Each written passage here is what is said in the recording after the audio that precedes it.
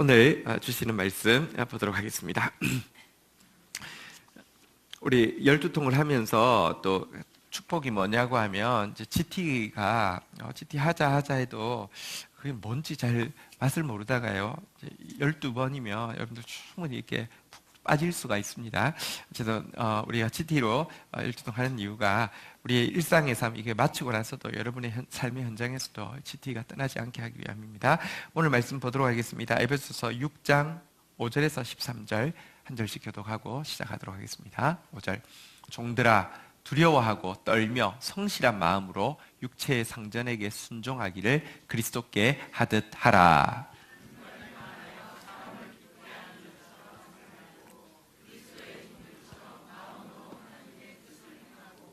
기쁜 마음으로 섬기기를 주께 하듯 하고 사람들에게 하듯 하지 말라.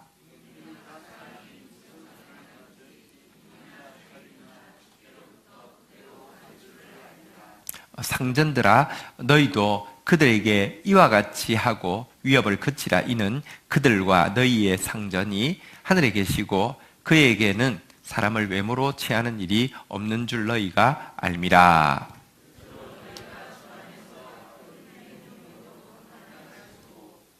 마귀의 간계를 능히 대적하기 위하여 하나님의 전신갑주를 입어라.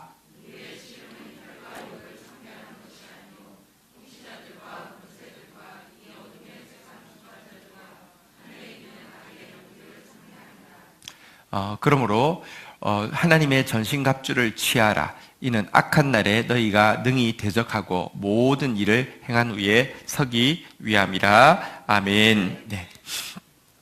한번 따라하겠습니다. 오직 성령의 충만을 받으라. 자, 성령 충만 받으라고 해놓고는요, 성령 충만 받으라고 하고 나서 한번 따라하겠습니다. 하나님을 경외함으로 피차 복종하라. 성령 충만하면요, 하나님 경외하게 되고요. 하나님 경외하면 피차 복종하게 되는데요. 피차 복종하라고 하고 나서는 성령 충만이 어디 필요한지를 이제 쭉 이야기하셨는데요. 남편과 아내 사이에, 그리고 부모와 자식 사이에, 또 오늘은 보니까 고용주와 또 그 근로자 사이에, 노동자 사이에 이게 필요하다 이렇게 이야기하고 있습니다. 여러분, 어떤 의미에서 우리는 성령 충만에 대해서 되게 가까이 하지 않았지만 또 어떤 면에서는요 가끔은 성령 충만 받을까 이런 생각을 했습니다. 왜냐고 하면 성령 충만이 우리의 현실이 아니라 좀 다른 피안의 세계에 있다고 생각했기 때문에 그렇습니다. 현실과 상관없기 때문에 진짜 내가 우스갯소리 하지만 성령 충만 받아서 장풍 나가고 막 레이저 나가고 이게요 현실과 갈게 없기 때문에 마치 우리가 나 해외 여행이나 갈까? 이거하고 비슷한 마음으로 성령 충만 받을까? 이런 마음이 있었습니다. 그런데 보니까 성령 충만이라는 게 뭐냐? 충만하면 충만할수록 피차 복종하게 돼 있고요. 충만하면 충만할수록 현실 속으로 들어가는 것이었습니다. 성령 충만이 제일 필요한 새 영역. 이제 오늘 후반부에 보면 이제 성령 충만 이야기가 이제 끝나고 다른 이야기가 나오는데요. 새 영역이 가장 현실, 남편과 아내, 부모와 자식, 사업주, 노동자 이 사이라고 지금 이야기를 하고 있습니다.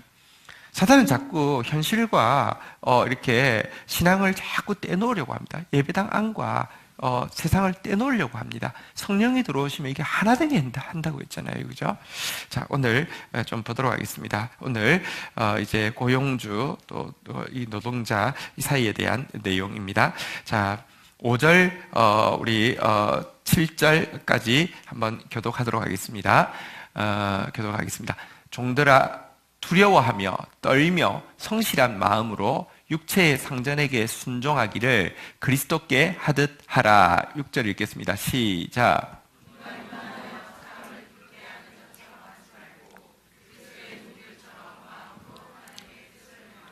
7절 같이 읽겠습니다. 시작. 기쁜 마음으로 섬기기를 주께 하듯 하고 사람들에게 하듯 하지 말라. 자, 자세히 보시면 5절에 보니까요. 한번 따라하겠습니다. 성실한 마음. 6절에 보니까요. 이렇게 그리스도의 종들처럼 마음으로 이렇게 되어 있는데요. 한번 따라하겠습니다. 사역자의 마음. 자, 7절에 보니까요. 한번 따라하겠습니다. 기쁜 마음. 자, 우리가 하나님을 주로 고백한 사람들, 성령의 통치 안에 있는 사람들이 직장에 가면 어떤 마음으로 일해야 되는지 세 가지를 이야기하고 있습니다. 다시 한번 따라하겠습니다. 성실한 마음, 사역자의 마음, 기쁜 마음. 5절 한번 보도록 하겠습니다. 종들아 두려워하며 떨며 이랬는데 여기 두려워하며라는 단어는 한번 따라하겠습니다. 경외함으로 피차 복종하라. 그 경외라고 번역한 단어하고 원어가 같습니다. 여러분 사업주에 대해서, 그러니까 주인에 대해서, 그 당시에는 또 사업주도 아니죠. 진짜 주인이죠. 그 당시에는 종이 아니고 노예입니다. 노예제 사회니까요. 노예는 누구나 주인을 두려워합니다. 장난 아닙니다. 뭐 옛날에는 이 노예를 죽였다고 해서 이 문제가 될 게 하나도 없습니다. 언제 어떤 일이 일어날지 모릅니다. 로마 시대였죠. 로마 시대의 귀족들은요, 뭐 전 세계 부가 다 들어오니까 돈이 막 미칠 듯이 많으니까 어떻게 써야 될지 몰라서 종들이요, 뭐 딱 한 가지 일만 하게, 뭐 예를 들면 코트를 깎는 종이 있고요, 뭐 이렇게 뭐 딱딱 뭐 이렇게 종이 막 무한대로 많았습니다. 그런데 얘들 예를 들면 뭐 이제 잔치를 워낙 많이 하니까 잔치를 하는데 뭐 컵을 가져왔다 깨뜨렸다 그럼 죽이는 겁니다.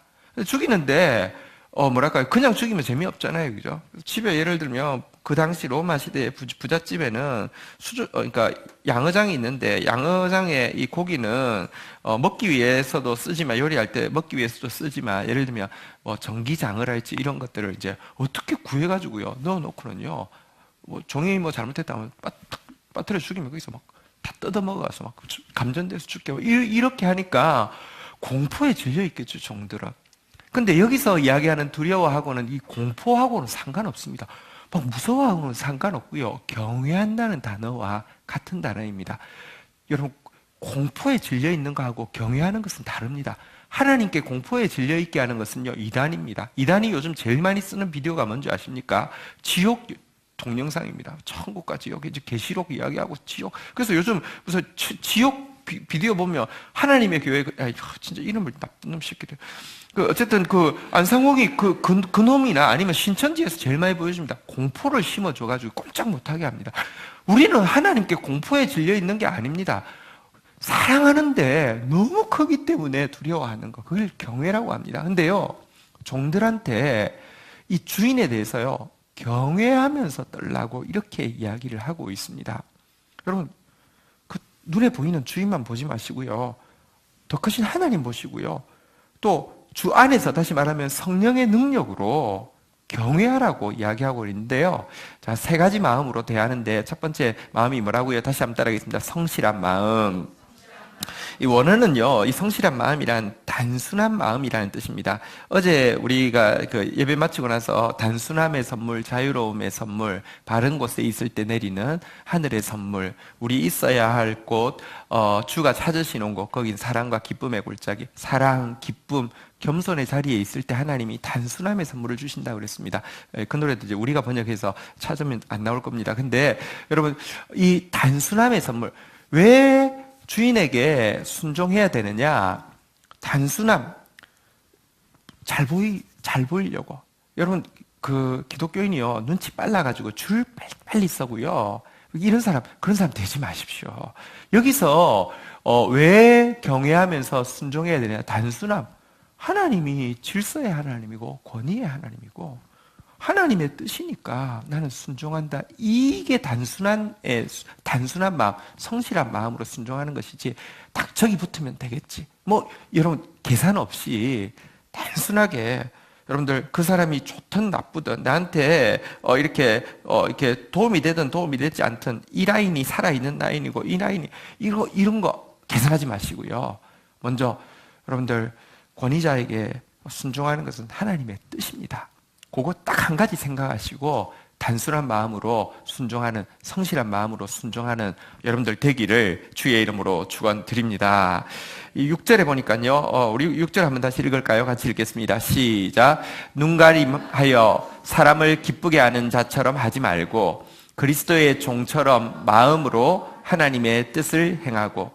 여러분, 두 번째는 여기도 보십시오. 눈가림만 하여 사람을 기쁘게 하는 자처럼 하지 말고, 이게 이제 단순 성실하지 않은 것에 대해서 부연 설명입니다. 눈가림 하지 마십시오. 눈 보일 때는 막 온갖 아부를 다 떨고요. 입에 혀처럼 이야기하지만 뒤에 가면 욕이란 욕은 다 하고, 또 이게 자기 이익 때문에 아주 그냥 계산이 빨라가지고 이렇게 막 잘하고 열심히 하는 척하고 보일 때 하는 척하고, 절대 그러지 마십시오. 기독교인은 보이는 것과 보이지 않는 것이 똑같아야지 기독교인입니다. 왜냐하고 하면 우리는 눈에 보이는 것만 보는 게 아니라, 보이지 않는 하나님을 믿는 사람이 어떻게 보일 때만 잘하고 보이지 않을 때 한다고 하는 것은 그건 신자가 아니라는 증거입니다. 성실한 마음으로 하되, 다시 한번 따라하겠습니다. 그리스도의 종들처럼 마음으로, 더 좋은 번역은 어쨌든 그리스도의 종된 마음으로, 다시 말하면 사역자의 마음으로 하라는 것입니다. 지금 내가 이 일을 하는 것은 사실은 하나님을 섬기는 일이다. 이 마음으로 하라는 것입니다. 내가 지금 일하는 게 무슨 하나님을 섬기는 겁니까? 하나님을 섬기는 것은 신학교를 가고, 하나님을 섬기는 것은 교회에서 뭐 일하고, 아니요. 천만에 그렇지 않습니다. 성령이 임하시면요, 교통을 하는데 하늘과 땅이 하나 되게 하고 사람과 사람이 하나 되게 하는 게 성령입니다. 다시 이야기하면 성령은요, 어디 산속에 들어가서 장풍 쏘는 연습하는 게 성령이 아니고요, 내 가장 일상적인 삶. 그래서 사실은 우리가 성령 충만하니까 막 기대했다가 성령 충만 내용이 뭐 남편 아내 관계 좋으면 모르겠지만 힘들어, 부모 자식 힘들어. 근데 오늘은 대박, 고영주 이거 직장, 내가 예수 믿는 이유는 직장이 너무 힘들어서. 그게 아니라니까요. 하나님의 사역자입니다. 그 자리에 하나님의 지금 종으로 가 있고요, 사역자로 가 있고요, 하나님을 섬기는 일이기 때문에 여러분들 이 마음으로 순종하라, 이렇게 이야기하고 있습니다. 자, 7절에 보니까요, 다시 한번 따라하겠습니다. 기쁜 마음으로 섬기기를. 여러분, 이게 사역입니다. 하나님의 일입니다. 내가 순종해야 되는 거 단순합니다. 하나님의 뜻입니다.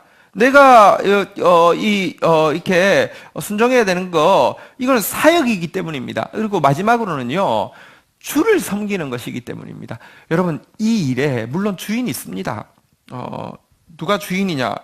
뭐 주인이 있습니다. 그런데요, 사실 한번 따라하겠습니다. 죽게 하듯 하고 사람들에게 하듯 하지 말라. 그 사람이 주인일까요? 진짜 주인 아닙니다. 나중에도 이제 보면 나오겠지만, 여러분들 사실은 주님께 하듯, 우리 주님은 정말 좋은 주인이십니다. 그래서 주님을 섬기는 것은 정말 기쁜 마음으로 섬길 수 있습니다.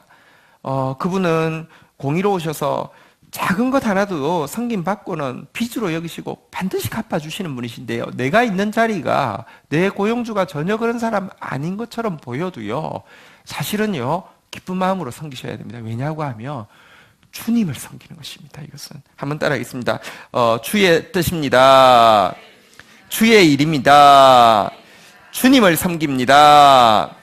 그러니까 성실한 마음으로, 사역자의 마음으로, 기쁜 마음으로 섬기라, 이렇게 이야기하고 있습니다. 왜냐고 하면요, 8절 한번 보도록 하겠습니다. 같이 한번 읽도록 하겠습니다. 읽겠습니다. 시작. 이는 각 사람이 무슨 선을 행하든지 종이나 자유자나 주께로부터 그대로 받을 줄을 알미라. 여러분, 하나님께서 이 마음으로 섬기면 하나님 뜻이니까 단순한 마음으로, 하나님 이르니까 사역자의 마음으로, 주를 섬기고 있는 것이니까 기쁜 마음으로 섬기면요, 무슨 선을 행하든지, 직장에서 물 한 그릇이라도 내가 주님의 마음으로 한 것은요, 냉수 한 그릇도 안 잊어버린다고 하시는 하나님이 계십니다. 이 마음으로 여러분들 일하시기를 바랍니다. 저는 어쨌거나 고용주입니다. 근데 제가 부탁합니다. 여러분들, 그리스도인이 어느 회사에 가든지 요셉 같은 사람이 되어진다고 하며, 여러분들 때문에 회사가 복을 받는다고 하며 얼마나 복되겠습니까? 그러려고 하면 직업은요, 돈벌이의 자리가 아니라 소명의 자리입니다. 내가 선 것은요, 재수 없어서 선 것이 아니라, 마저 못해 선 것이 아니라 예정의 자리입니다. 한번 따라하겠습니다. 직업은 소명입니다. 내가 선 곳은 예정입니다. 시간 관계상 자세히 다루질 않겠지만 어제 수요 사경의 내용이 이제 이런 내용이었습니다. 직업은 소명입니다. 내가 선 곳은 예정입니다.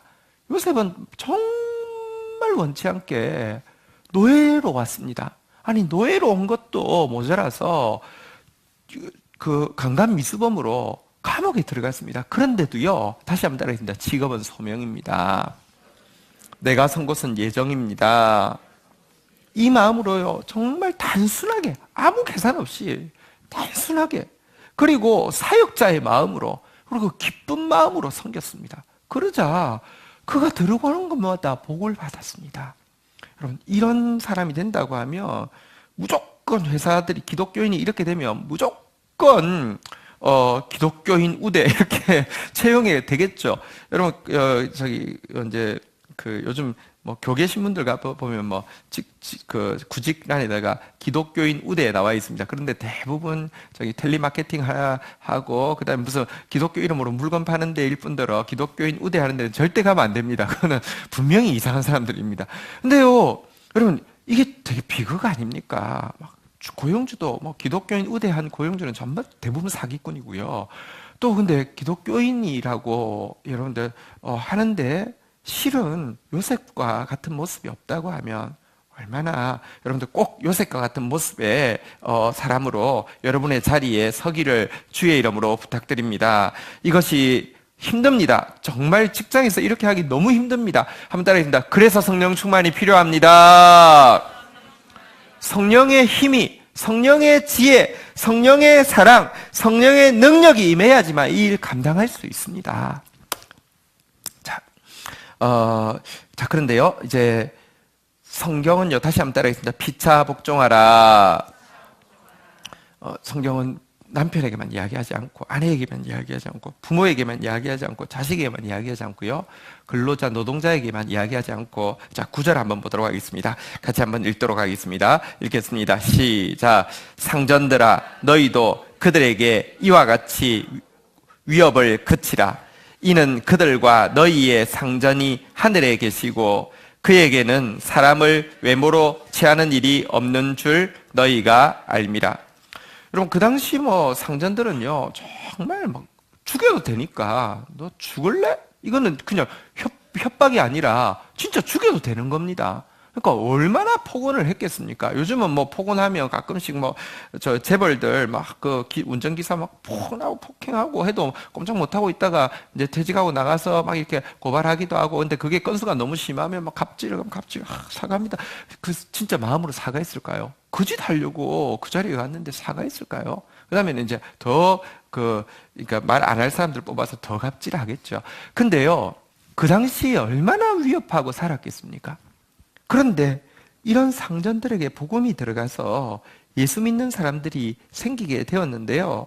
여러분, 정말 예수 믿는 사람이 생겨서 진짜 복음이 들어가면 놀라운 변화가 일어납니다. 우리 사회가요, 복음이 들어오지 않았다고 하면 인도 카스트 제도보다 더 견고할 것 같은 신분제 사회였습니다. 근데 복음이 딱 들어오자마자 일제시대 때, 다시 말하면 왕족이 아직까지 있던 때에, 그럼 예수 딱 믿고 나니까 왕족과 그의 마부, 그러니까 완전히 몸종이요, 같은 교회를 다니는데 마부가 장로 투표해서 장로가 되고, 이 왕족이 장로가 안 됐는데 마부가 장로가 되었을 때 왕족이 기꺼이 숙이고 당신이 교회에서는 어른이시라고, 이렇게 여러분, 복음에 엄청난 능력이 있습니다. 근데 어쨌든 예수 믿는 상전인데 몸에 배어 있다 보니까 갑질하는, 위협하는 태도가 배어 있다 보니까 이런 사람들도 있었습니다. 그러니까 위협을 거치라고 하면서 이유를 이렇게 이야기하는데 한번 따라하겠습니다. 그들과 너희의 상전이, 나는 지금 이 사람의 상전 맞습니다. 이건 하나님도 인정하신 것입니다. 그러나 문제는 이 사람의 상전이 나지만 나의 상전이 또 있습니다. 그리고 내 밑에 있는 사람은 결국은 그의 종입니다.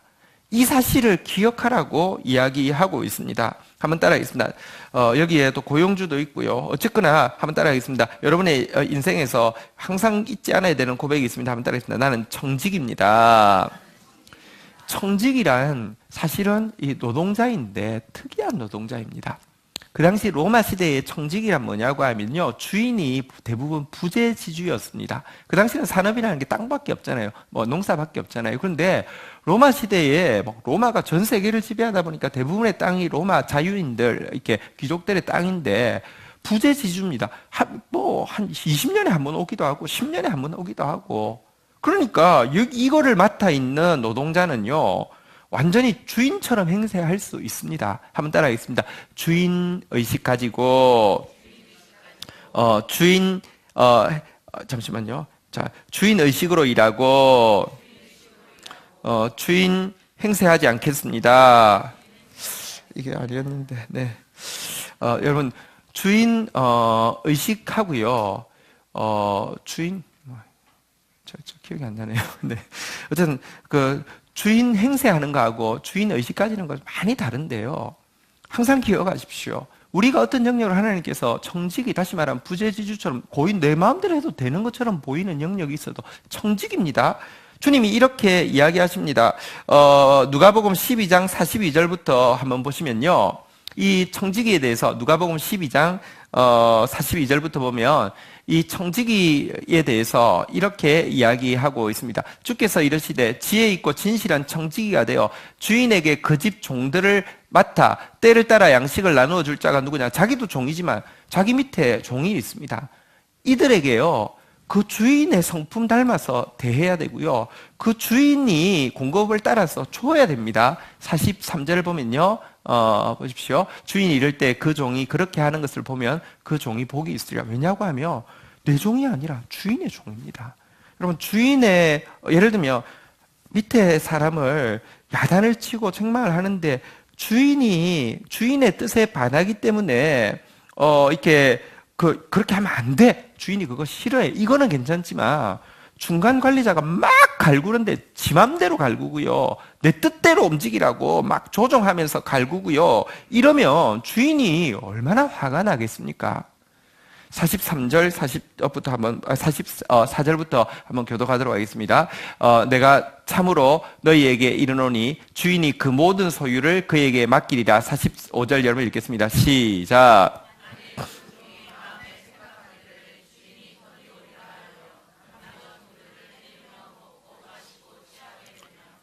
반대로요, 막 이렇게 그 자기 밑에 있는 사람을 이렇게 때리고 어미 때리고 이렇게 하는 사람들에 대해서는요, 46절 같이 한번 읽도록 하겠습니다. 같이 읽겠습니다. 시작.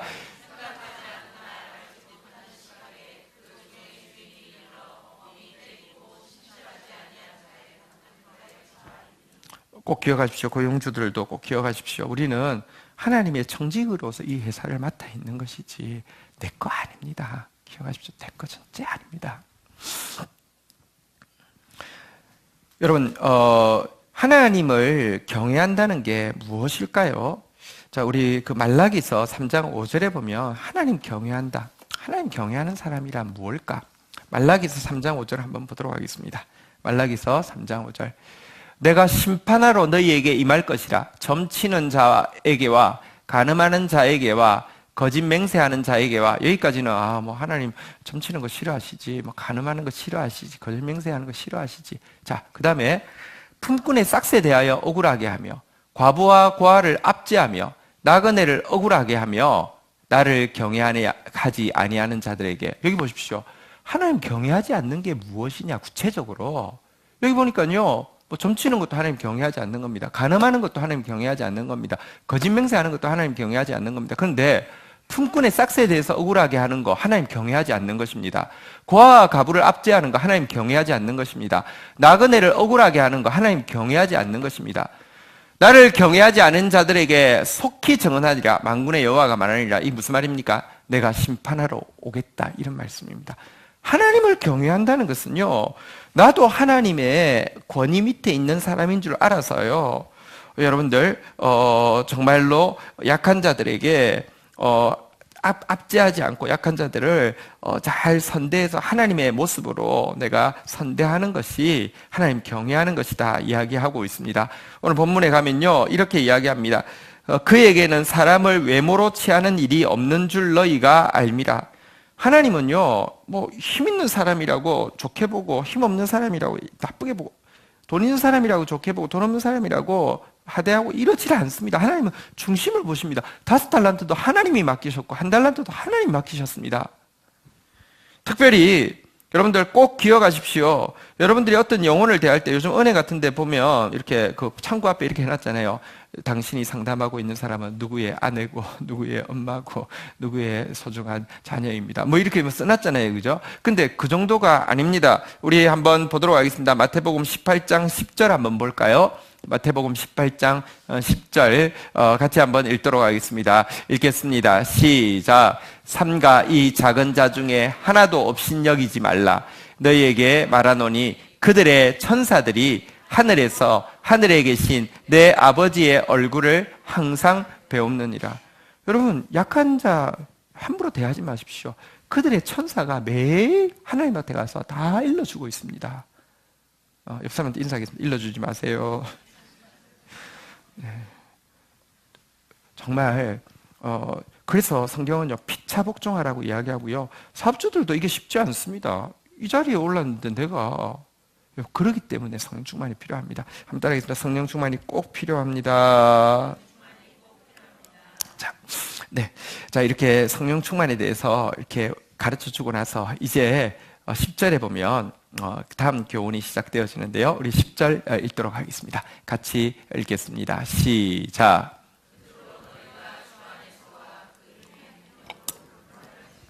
주 안에서, 그러니까 주님의 주님의 뜻대로 그리고 주님의 그 힘으로 주 안에서와 그의 힘의 능력으로 강건해지고, 이게 이제 성령 충만이죠.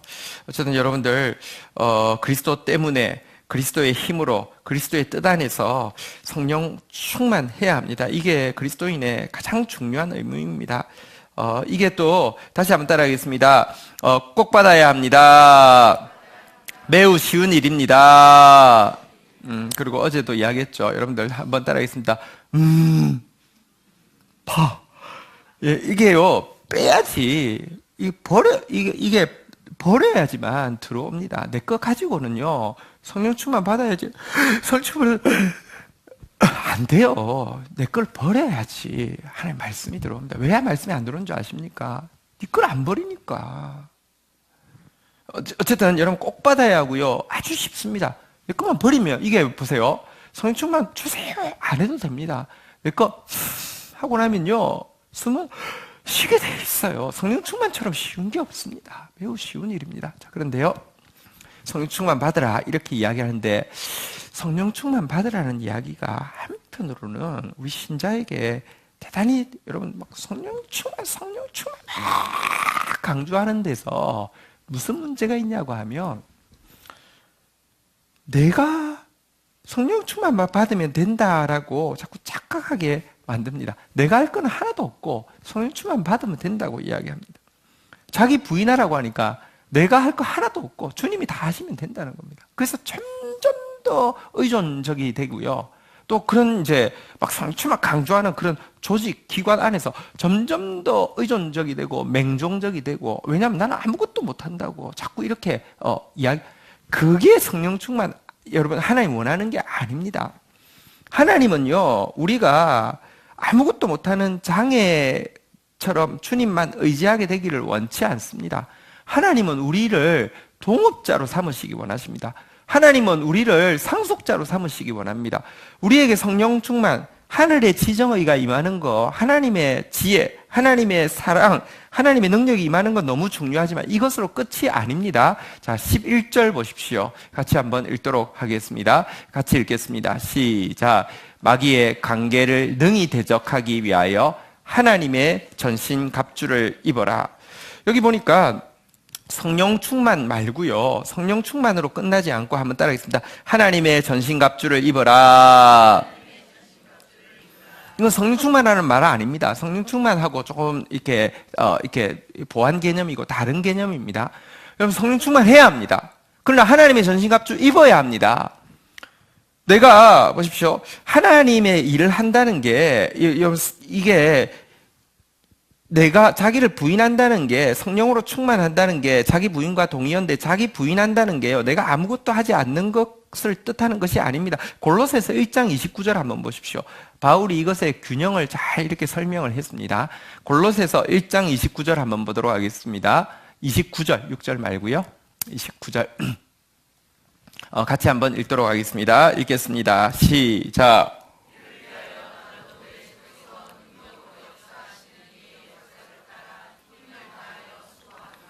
이를 위하여 나도 내 속에서 능력으로 역사하시는 이의 역사를 따라, 내 속에서 능력으로 역사하시는 이의 역사, 이걸 뭐라고 이야기합니까? 성령 충만이라고 이야기합니다. 역사를 따라 나도 힘을 다하여 수고하노라. 내가 해야 할 일이 있습니다. 성령 충만이라는 게, 신앙이라는 게 내가 아무것도 안 하고 아유 난 못해요, 이게 겸손이 아니에요. 이게 하나님 의지하는 게 아니에요.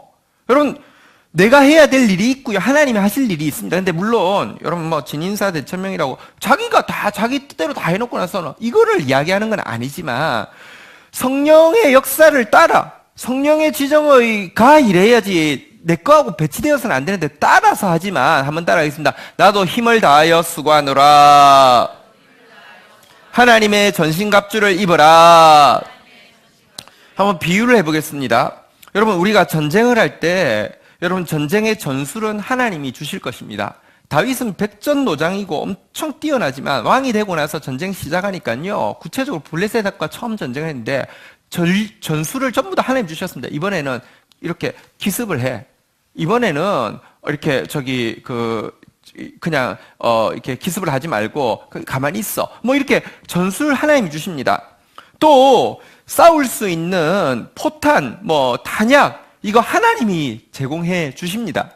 성령 충만하면요, 하나님께서 지혜를 주셔서 전술을 주시고요, 하나님께서요 그 싸울 수 있는 포탄, 무기들 하나님께서 주십니다. 자, 그런데요, 전쟁에서 보십시오.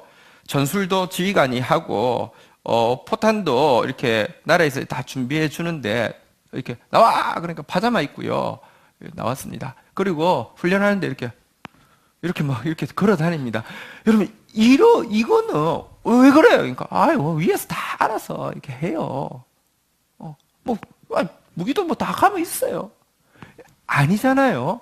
여러분들, 내가 지금 하나님이, 예, 맞습니다. 전술도 무기도 다 하나님이 주십니다. 하나님 대단한 열정을 가지고 계십니다. 그런데 이 일에 그리스도의 군사로 부름받은 사람은요, 당연히 군복 입고 나와야 되고, 옛날 같으면 이제 갑옷 입고 나와야 되고요. 제가 군복이라고 하니까 좀 어색합니다. 대부분의 나라들이 조금만 있어도 옛날에도 갑옷 입고 싸웠는데 요즘 방탄조끼 기본으로 나와야 되는데 방탄조끼를 왜 안 주냔 말이에요. 자, 그런데 어쨌든 우리 유정 집사님 이제 나중에 방탄조끼 이렇게 다 이렇게 군인들 다 주게 해주세요. 자, 근데요, 예, 지금 군복 입어봤자 사실 총 맞으면 다 맞으니까. 근데 옛날엔 다 갑옷 입고 나왔잖아요, 그죠? 그게 전신갑주입니다. 하나님이 해도 나는 갑옷 입고 나와야 된다니까요. 그리고 딱 연병장에 집합을 하면요, 뛰어다녀야지 어슬렁 이렇게 다녀서는 안 되는 거잖아요, 그죠? 근데 신앙생활이요, 하나님께 기도했다고 하고 그래서요 파자마 입고 어슬렁 걸어다니는 게 신앙생활인 사람이 너무 많습니다. 기본적으로 게으르기도 하고요, 기본적으로 여러분 불성실하기도 하고, 기본적으로 여러분들 이 지정의를 다 하지 않고, 여러분 구약이 뭐냐고 하면 너의 with your mind, heart, strength, 그러니까 영어를 한글로 번역하면 너의 지성, 감정, 의지를 다해서 하나님을 섬기라고 그랬습니다. 그래도 안 됩니다. 구약이 실패했습니다. 그런데 신약은 뭐냐고 하면 성령이 진짜 지정의를 우리에게 부어준다는 것입니다. 그러면 구약의 지정의, 내가 하는 지정의는 다 잘못된 것이, 그게 아니라 내가 내 방식으로 하는 것은 안 되는데, 주님이 지정의를 성령을 통해서 부어주실 때 나도 여기에 동참해가지고 그것을 따라서 내 지성을 다하여서, 내 감정을 다하여서, 내 의지를 다하여서 하나님을 섬겨야 합니다. 정말 생각 없이 신앙생활하는 사람, 정말 마음 없이 일상의 삶 가운데 사는 사람, 정말 의지 없이요 마지 못해서 이러는 사람들이 있습니다. 여러분들 무슨 일을 하든 죽게 하든 하라고 했는데요, 뭐 겨우 마지 못해서 그러지 마십시오. 다시 한번 따라하겠습니다. 성실한 마음으로 살겠습니다. 일하겠습니다. 사역자의 마음으로 일하겠습니다. 기쁜 마음으로 일하겠습니다. 막 하기 싫어가지고 이러지 마세요. 제발. 여러분 어디를 가든지 여러분의 일하는 모습이 요셉과 같은 사람 되세요. 저 어쨌든 두란노에서 1년밖에 안 있었습니다. 근데 제가 나중에 알고 보니까 두란노에 3대 전설의 인물이 있는데 그 중에 한 사람이래요. 퇴근을 안 하는 사람. 절대 퇴근을 안 하는 사람. 전 진짜 일이 너무 많아가지고, 왜냐하면 굳이 전부 다 외주 주소하는데 나는 월급도 하나도 원고료도 안 받는데 원고를 전부 다 써서 내용을 전부 다 써서 다 했습니다. 그러니까 퇴근을 할 수가 없어요. 그래서 절대 퇴근 안 하는 사람으로 지금 전설로 남아 있답니다. 근데 여러분, 그러니까 내가 그거 해가지고 그 자리에서 내가 막 목사님한테 눈도장 찍혀가지고, 나는 그거 있으면서도요, 한 목사님 사실 뭐 만나러 가는 자리에도 내일 바빠서 안 갑니다. 아니 사실 하나도 중요하지 않아요. 나는 하나님 일하고 있는 사람이니까. 여러분 어쨌든 힘을 다해서 수고하는 것, 이게 지금 전신갑주를 입는 것인데요. 이 전신갑주 내용은 내일 나오겠지만 다시 한번 보니까요. 한번 따라하겠습니다. 우리 11절 하고 있었죠. 한번 따라하겠습니다. 마귀의 관계를 능히 대적하기 위하여. 왜 갑옷 입고 있어야 되는 줄 아십니까? 왜 군복 입고 있어야 되는 줄 아십니까? 왜 파자마 입으면 안 되는 줄 아십니까? 왜 이렇게 바지런히 뛰어다녀야 되는 줄 아십니까? 왜 이렇게 미적미적 하나님이 전능하신데 그냥 뭐 이러면 안 되는 줄 아십니까? 마귀가 관계가 있습니다. 진짜 사단은 머리가 엄청 똑똑합니다. 사단은요, 지금 우리 프로파일이 있습니다. 뭐 하면 빡 넘어가는지 아주 그냥 축적된 이 프로파일은요, 또 인간을 너무 긴 기간 동안 다루어왔기 때문에 완전 축적된 이렇게 경험과 간사함이 있습니다. 예를 들어 사단의 3대 무기가 있습니다. 사단의 3대 기능이 있는데 제가 계속 말씀드렸는데 한번 따라하겠습니다. 겁주기 기능, 거짓말 기능, 자폭 기능. 사단 첫 번째는 하면요, 여러분 은혜 좀 받으려고 하면요, 주위에 뭐 갑자기 누가 교통사고 난 떨지, 아니면 뭐 무슨 일, 어이구 뭐 무서워, 나 절대 은혜 안 받을래. 겁주기 기능 앞에서 대부분 그냥 나가 떨어집니다. 두 번째는 거짓말 기능. 거짓말만 하면요, 그냥 시험 받아가지고, 아니면 막 에이 이거 소용없어 이래가지고 끝나는 사람 너무 많습니다. 마지막 자폭 기능은요, 자폭 기능이라고 했는데 뭐냐고, 이게 박해입니다. 심하게 박해하는 겁니다. 근데 사단이 박해하면요 언제나 쥐어 터집니다. 사단은요 박해해가지고 성공한 적이 한 번도 없는데, 쥐도 코너에 몰리면 고양이 문다고요. 안 되면 박해를 합니다. 박해하면 사단이 자폭하는 겁니다. 어쨌든 이런 거 앞에서도 우리가 넘어질 수 있고요. 또 사단은요, 세 가지를 가지고 유혹하죠. 한번 따라하겠습니다. 돈, 권력, 섹스. 이게 저기 책 제목입니다. 돈, 권력, 섹스라는 책 제목인데요. 이게 사단이 유혹하는 되게 전형적인 무기인데요. 지금 보십시오. 대부분 사람들, 아니 심지어 목회자가 되고 나도요, 크게 목회자가 되고 나도, 아니면 뭐 어떤 자리에 있어도요, 뭐 이렇게 뭐 보면 돈, 권력, 섹스, 이것 가지고 이 유혹 앞에서 너무너무 잘 넘어지게 합니다. 이뿐 아닙니다. 인간의 마음의 전문가입니다. 여러분, 어떤 심리학자보다 사단이요, 인간의 마음을 제일 정통하게 압니다. 인간의 마음은 네 꼭지점으로 구성되어 있습니다. 여러분들, 분노와 사랑, 강점과 약점으로 구성되어 있습니다. 요거만큼이 마음입니다. 건강하게 분노를 발산하고요, 건강하게 사랑을 수용하고 건강하게 사랑을 나누는 만큼 마음은 커집니다. 또 강점을 인정하는 자부심만큼, 또 약점을 인정하는 겸손만큼 마음이 깊어집니다. 근데요, 요거를요 사단이야 잘 알기 때문에 공격을 하는데요, 이 분노를요 과격한 이렇게 비난과 공격으로 바꾸어 놓고요, 또 사랑을요 이렇게 바꾸어 놓으면요 의존성과 맹종으로 바꾸어 놓습니다. 많은 사람들이 그게 사랑인 줄 아는데 사랑이 아닙니다. 사단이 바꾸어 놓은 겁니다. 의존하고 맹종하고요, 몰라요, 시키는 대로 할래요. 그거는 절대 사랑 아닙니다. 사단이 마음을 뒤틀어 놓은 거예요. 혹은 강점을요 자만심과 교만으로 바꾸고요, 약점을요 자기 비하 패배주의로 바꿉니다. 요거 마음만 살짝 건드려도요, 넌 약하잖아 하면서 너 안 돼, 할렐루야, 아멘. 진짜 이렇게 접근하면요 거의 또 넘어집니다. 뿐만 아니라 여러분들 우리 관계에서 사단이 가지고 있는 대인관계, 대물관계에서 사단이 가지고 있는 강력한 관계가 무엇입니까? 제가 요즘 많이 강조하고 있지만 큰 하나님의 나라를 못 믿고요. 큰 하나님의 사랑을 못 믿으면요. 조종과 통제로 작은 내 나라를 만들려고 하고요. 그 사랑이 채워지지 않기 때문에 탑니까? 중독으로 빠지게 합니다. 이것도 사단의 관계죠. 아니면 각자에 따라서 맞춤 서비스가 있습니다. 어떤 사람은요, 분열과 미움만 넣어주면 그냥 넘어가는 사람이 있고요. 어떤 사람은요, 무지와 혼미만 넣어주면 그냥 넘어가는 사람이 있고요. 어떤 사람은 게으름과 우울만 넣어주면 그냥 넘어가는 사람이 있고, 완전 천태만상으로 작전을 다 가지고 있는데요. 이게요, 파자마 입고 있으면요, 총알 한 방 날라와도 느릿느릿하고 있으면요, 대적이 숨어 있다가 금방 나와도 잡히는 것처럼 여러분 이런 관계들이 너무 많기 때문에 우리 12절 한번 보도록 하겠습니다. 같이 12절 같이 한번 읽도록 하겠습니다. 같이 12절 같이 읽겠습니다. 본문 12절 같이 읽겠습니다. 시작.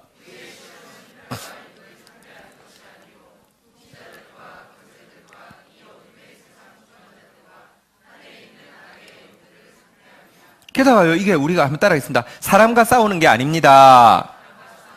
눈에 안 보여도요, 상황이 안 보여도요, 사단이 영적인 존재이기 때문에 여러분, 우리 마음을 다 꿰뚫어 보고 있어요. 그 틈만 생기면요, 이 관계를 탁 넣고 틈이 살짝 벌어지면 바로 옆에 와 있습니다. 바로 안에 들어옵니다. 바로 곁에 옵니다. 이러니 여러분, 성령 충만 받으라. 예, 맞습니다. 근데 동시에 하나님의 전신갑주를 입어야만 합니다. 무장해야만 합니다. 우리 13절 같이 한번 읽도록 하겠습니다. 같이 읽겠습니다. 시작. 그러므로 하나님의 전신갑주를 취하라. 이는 악한 날에 너희가 능히 대적하고 모든 일을 행한 후에 서기 위함이라. 여러분, 때때로 우리가 파자마 입고 우리가 미적미적거리는 대로 하나님이 싸워서 이겨주실 수 있습니다. 이겼네 하고 끝났네 하고 돌아서서 또 미적미적하고 있다가 총 맞습니다. 전신갑주 입고 있어야 합니다. 준비되어 있어야 합니다. 여러분의 마음이, 여러분의 지성이, 여러분의 그 행동이 사실은 하나님의 사람으로 준비되어 있어야 합니다. 하나님은요, 다시 이야기합니다. 우리를 상속자로 키우고 싶습니다. 여러분, 하나님은요, 이 노트화를, 이 무거운 화살을 내 팔을 가르쳐서 내가 쏘게 하시기를 원하십니다. 나는 못 쏘옵니다. 근데 하나님이 옆에서 같이 팔 잡아 주셔가지고 이래가지고요, 사단을 향해서 화살을 쏠 수 있는 힘을 주시기 원하시는데요. 하나님이 하세요. 하나님이 하세요. 왜? 게으르려고. 왜? 책임 안 지려고. 그게 신앙생활 아닙니다. 성령 충만 받아야 합니다. 그리고 전신갑주 입어야 합니다. 내일 이제 전신갑주에 대해서 나오겠지만 우리 정말 하나님의 전신갑주 입을 수 있는 사람으로 오늘 또 주님 앞에 간구하면서 나를 준비시켜달라고, 내 마음을 준비시켜달라고 우리 주님 앞에 자기를 드리면서 나아가겠습니다. 자리에서 일어서시겠습니다.